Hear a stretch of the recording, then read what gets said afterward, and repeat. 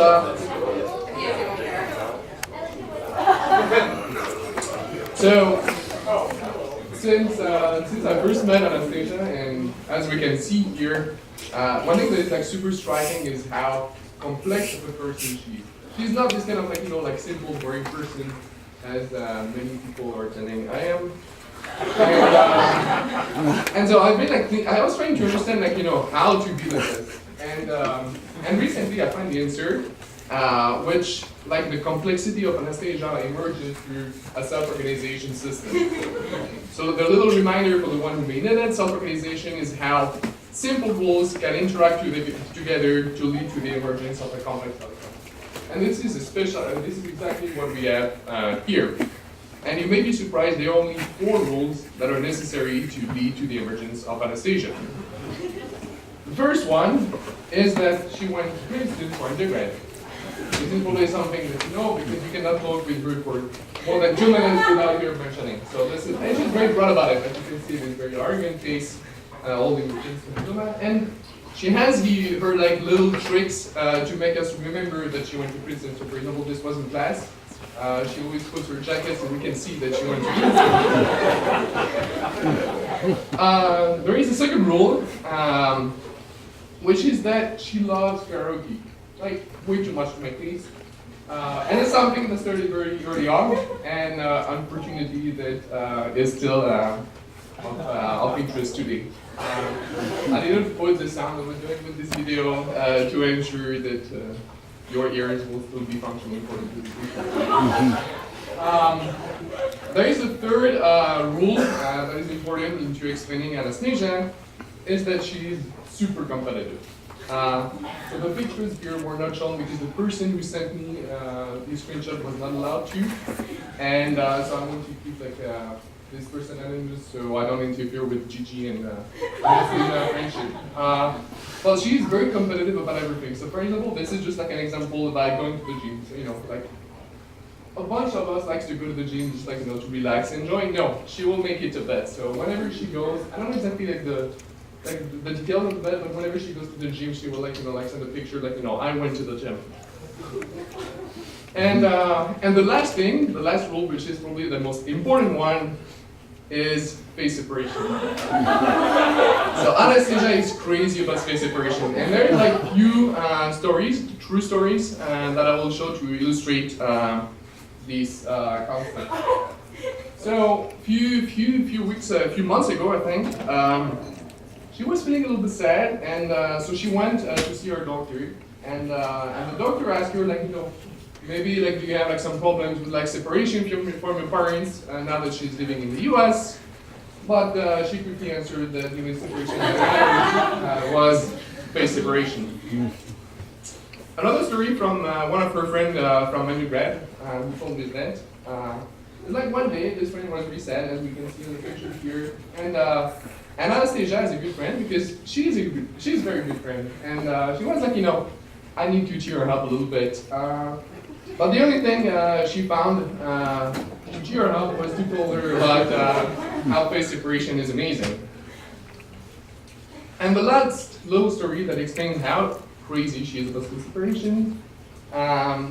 Apparently, and this still needs to be checked, but there are proof that shows that this is happening. In the evening, before going to bed, she just take the phone and type a random number and try to talk a bit about face separation. And so it's really these kind of 4 rules together that interact with each other to lead to the complexity of Anastasia, which today we'll talk about something else than face separation. Please welcome Anastasia.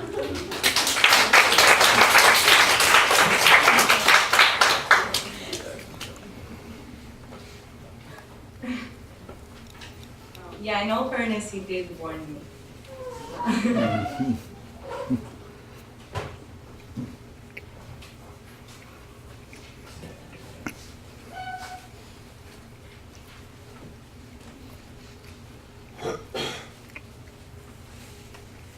Hi, I'm Anastasia, and today I will tell you a story about phytoplankton.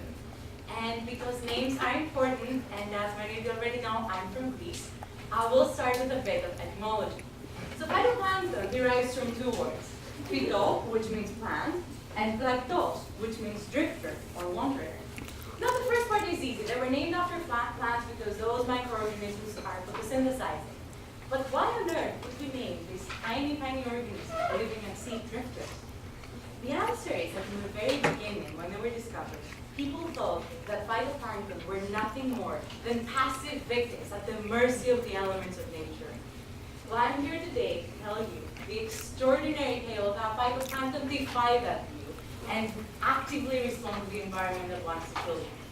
And since this is such a heroic tale, I thought that instead of revolving it around the green globe, we would anthropomorphize our protagonist in the face of the most epic wonder in Greek poetry, which is, of course, Odysseus. So here we have our tiny photosynthesizing version of Odysseus stranded at sea after the conquer of Troy. Now, to an extent, we already know that phytoplankton are much, much more than passive drifters. And the reason why we know that is because they encountered this problem.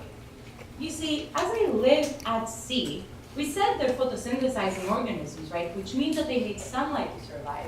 Now, if you live in the ocean, where are you going to find sunlight? Well, the answer is simple. You will find sunlight near the surface. But if you just live and grow near the surface, you will eventually deplete the nutrients such as nitrogen or phosphorus that are essential for your survival because those nutrients largely sink downward.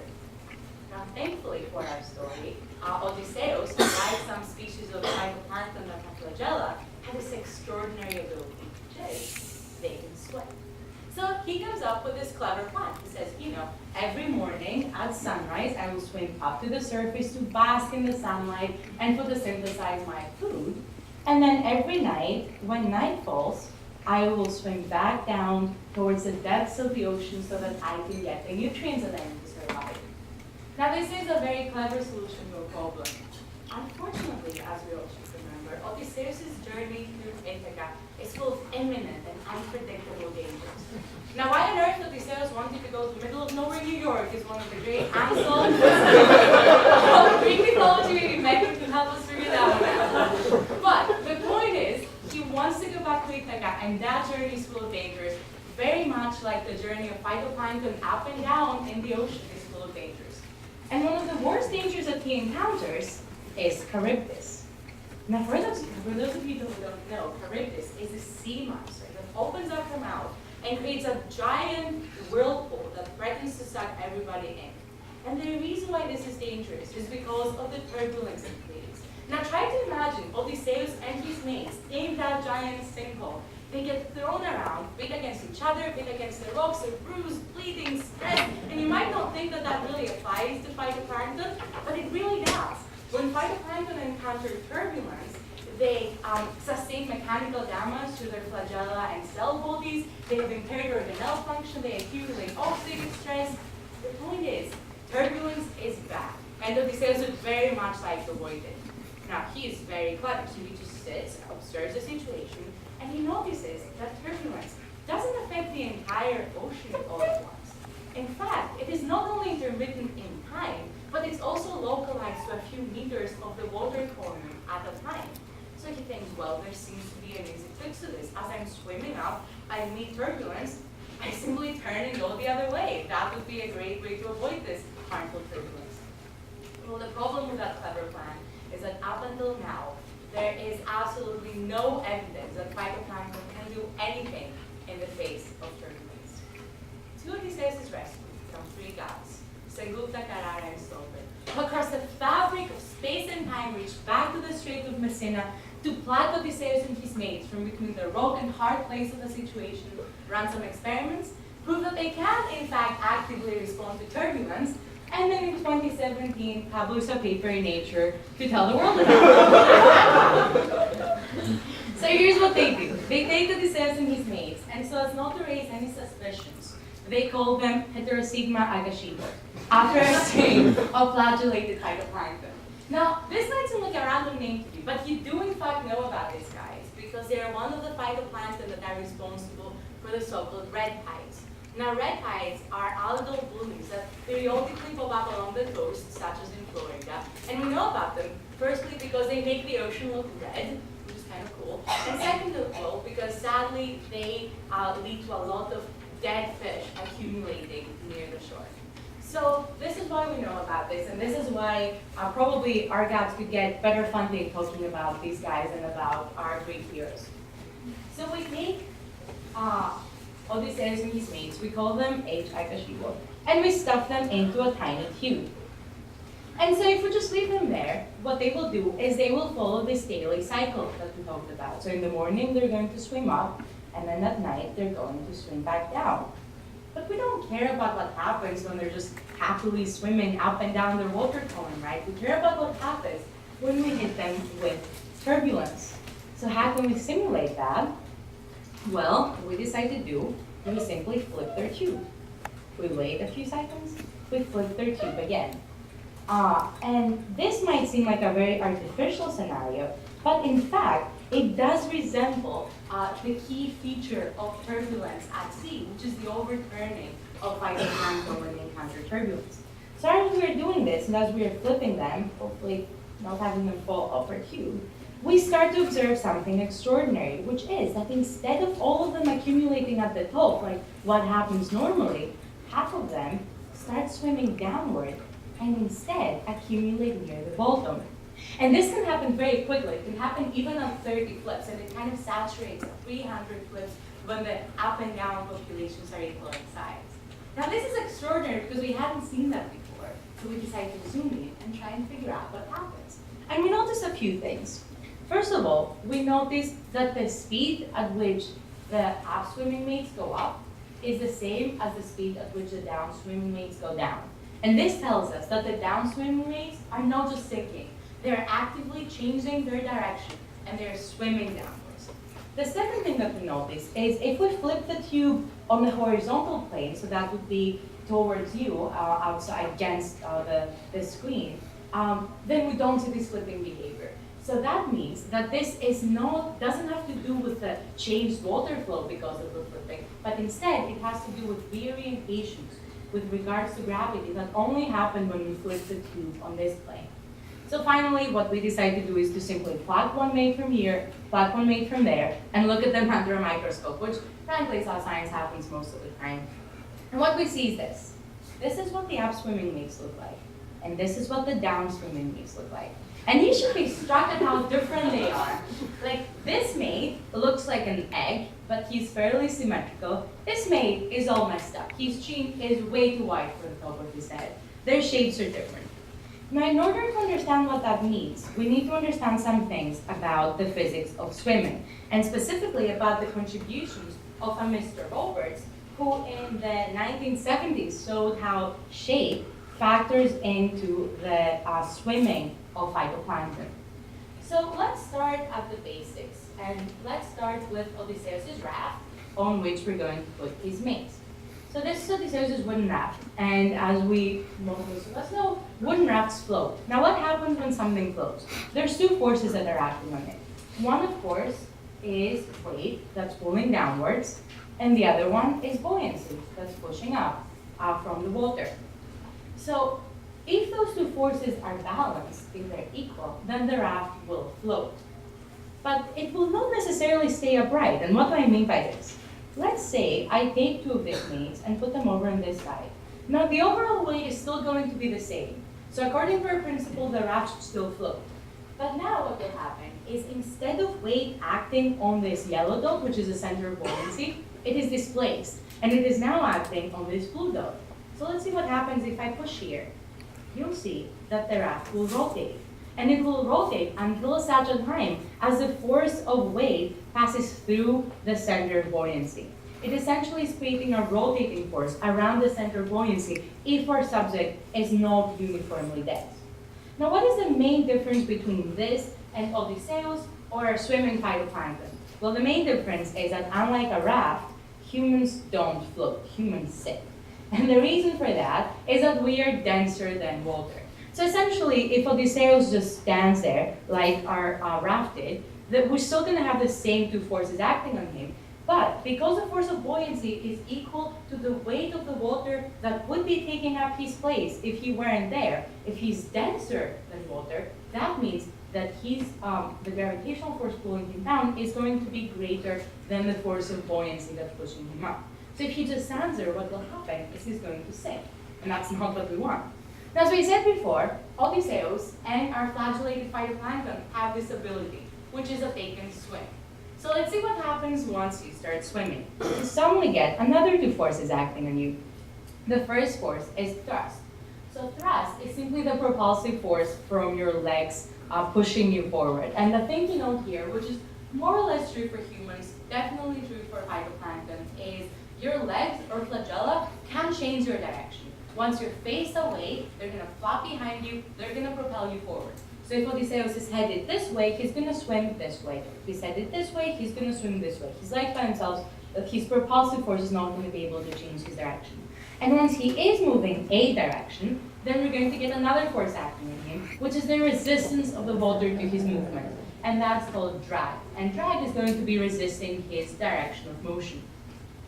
Now, because we're assuming that Odysseus is more or less cylindrically symmetrical, his force of propulsion, his thrust, is going to be acting along his center of buoyancy. So it can create a rotating force around this yellow dot. However, where drag will act will depend on one's shape.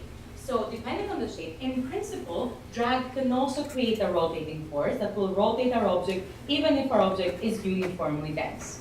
So let's see what happens if we apply those two principles to our swimming mates. So here we have our upswimming mate and our downswimming mate. Now one thing to note about them, so for both of those, this yellow dot on their noses is going to be their center of buoyancy. Now one thing to note is that these two mates are not uniformly dense.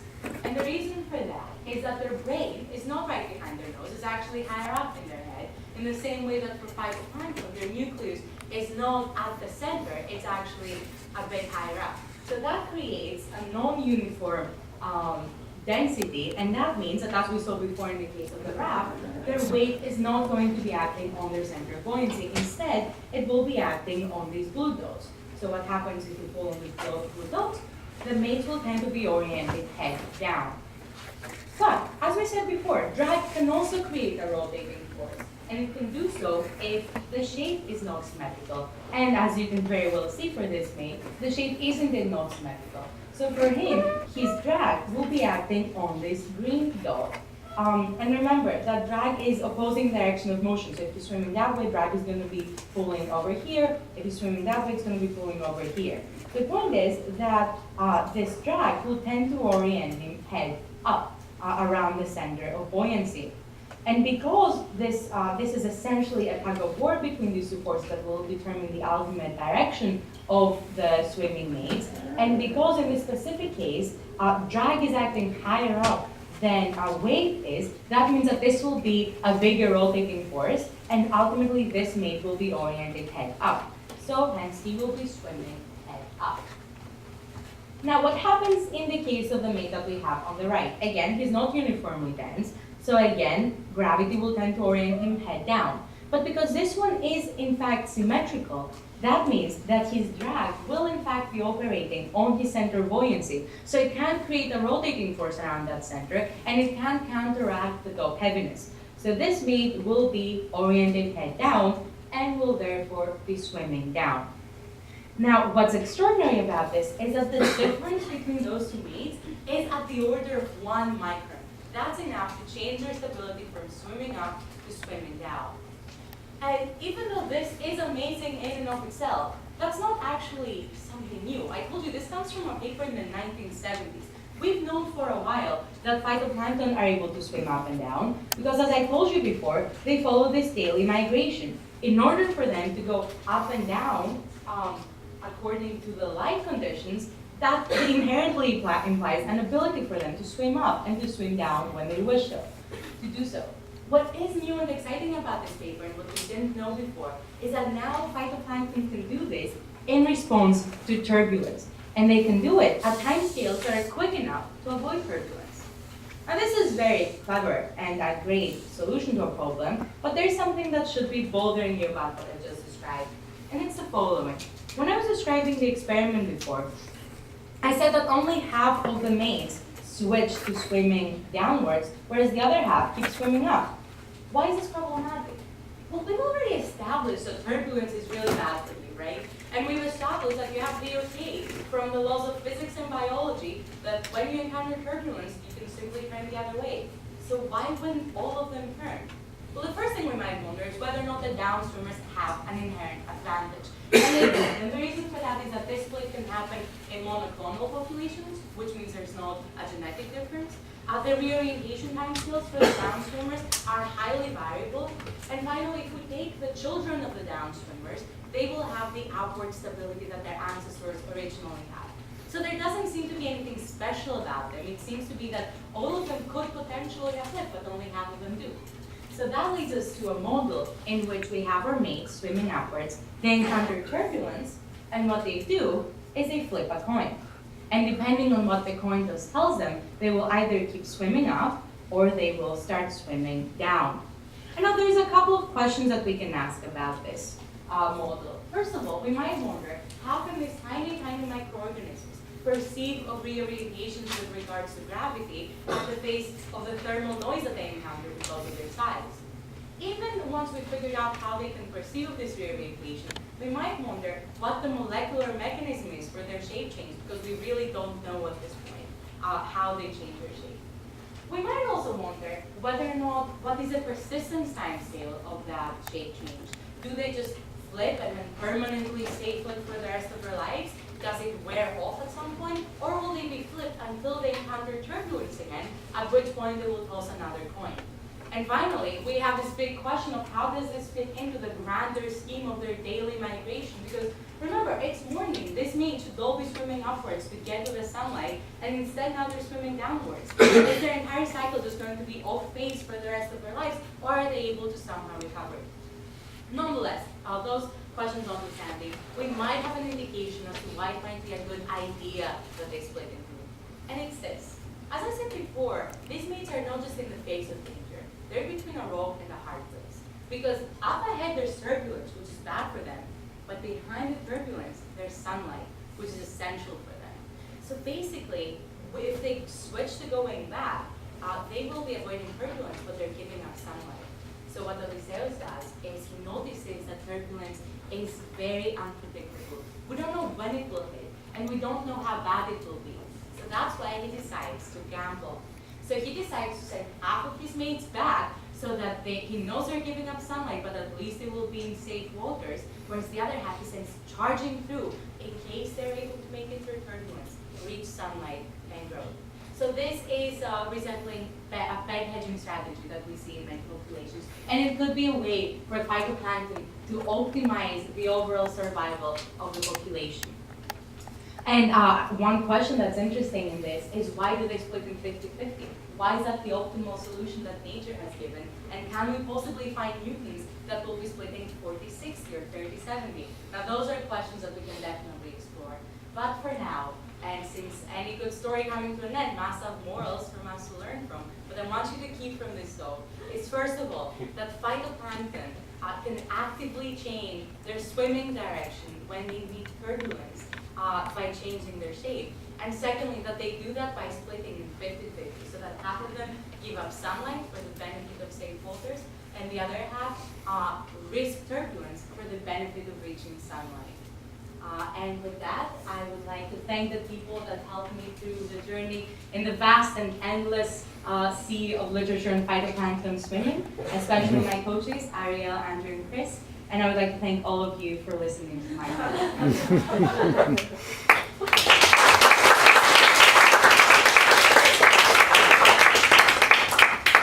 So how do phytoplankton deal with idiosyncrasies?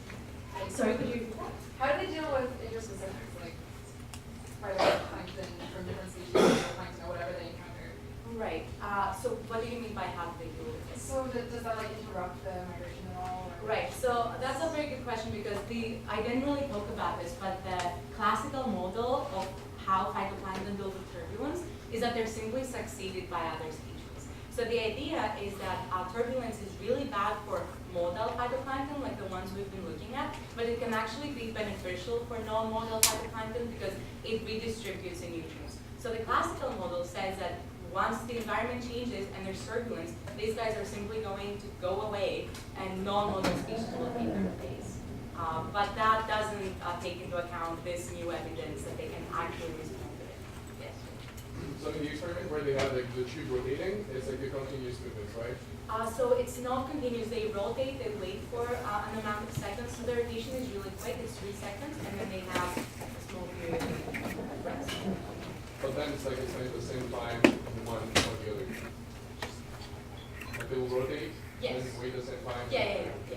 Because time works, right? You think, I mean, so basically trying to think about a way to actually have different 10-50. Because I think the 50-50 could be just, not just due to the population space or just like any other reason. Yeah, so the answer to that could be that they tried a lot of species, and some species don't so split it. So it doesn't seem to be an artifact of the experimental setup. It does seem to have something to do with how these phytoplankton respond to turbulence. But that's, yeah. But it's a tiny difference of like rotation, like speed. That because like I guess like going from what you were saying, like so it's really great for the species like I don't know, some of them like maybe copies like which is getting damaged in a way that their cytoskeleton is getting like damaged and like the shape is getting involved and stuff. And like that can be the species so it's good to see. But if they're like kind of different speeds, like this so the same ratio or like So they didn't try different speeds, but they tried different periodicities, and they also tried stochastic clippings. And the reason why they chose a specific periodicity is because it is of the time scale of the small scale eddies that phytoplankton would actually encounter in their migration. And I think if it would have to do with damage, I don't think it would be that likely to split in 50-50, because that would imply that there's a 50% chance for the damage to happen. Yeah, I'm not sure, but the reason why they picked this time scale is because it resembles the time scale of eddies, overturning eddies that they would actually encounter in the ocean. What do the phytoplankton, in their normal migration, what do they look like when they're going up and down? Do they change shape in their normal migration? Yes, yeah, that's the idea. There's different types of phytoplankton, but for the modal phytoplankton, this is how it works. They change their shape so that they can go up and down. It's just not in response to turbulence. It's in response to a circadian rhythm. Yes.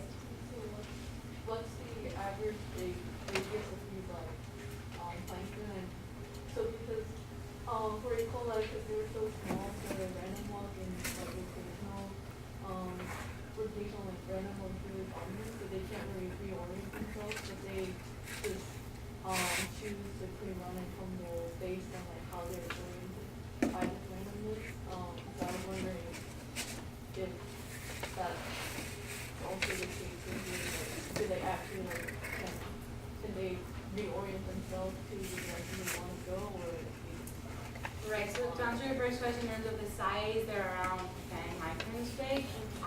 The fact that they change their shape is what leads us to assume that this is an active behavioral response.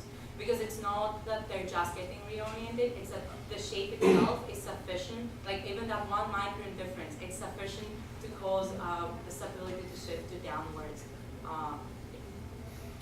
Yes?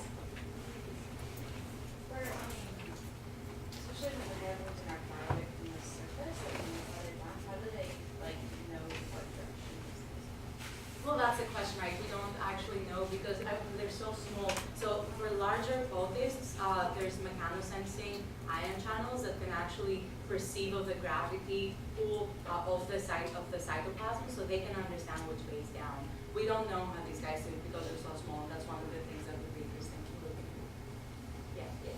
do we have any idea how they change their shape? No, absolutely not. And it's just very exciting and cool because, in my head also, anything that would change the shape should also inherently affect where it wouldn't only affect where drag would act, it should also probably affect the density distribution but yeah, no, really. Does the ratio of how many have chose to go through the turbulence change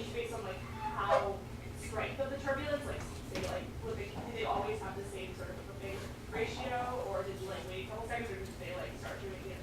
So I think it's more gradual. So the idea is that once it starts flipping, some of them start swimming downwards, but then as the flipping continues, it eventually it reaches an equilibrium of 50-50. So it's not instantly 50-50, but the 50-50 happens in like 1 to 2 hours. So it is